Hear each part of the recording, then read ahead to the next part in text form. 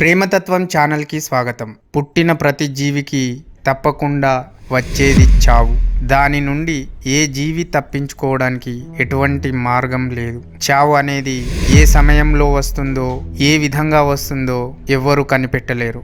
అందరితో పాటు ఆనందంగా గడిపిన వ్యక్తి, మనతో కలిసి ఉన్న వ్యక్తి హఠాత్తుగా మరణిస్తే అంతులేని శోకంతో ఉండిపోతాము. కానీ అదే మరణం ఒకరోజు నీకు వస్తుంది. దాన్ని మరచి నిద్ర లేచింది మొదలు మళ్ళీ నిద్రలోకి జారేదాకా ఆస్తులు, సంపాదన, ఇంకేవో కావాలి, ఏవో చేయాలి అనే తపన, వాటి వెంట పడుతూ నిజతత్వాన్ని మరిచి వాటి వెంట పడుతూ ఉంటాము. కానీ ఏమి చేయాలో అవి చేయము. నిజతత్వం ఏమిటో తెలుసుకోము.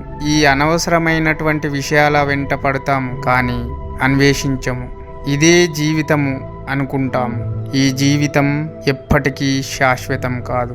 శాశ్వతమైనది ఏమిటంటే మనము పాటించే విలువలే శాశ్వతం.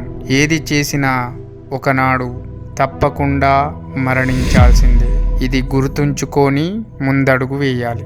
ఈ యొక్క వీడియో నచ్చితే అందరికీ షేర్ చేయండి, సబ్స్క్రైబ్ చేయండి, తప్పకుండా లైక్ చేయండి.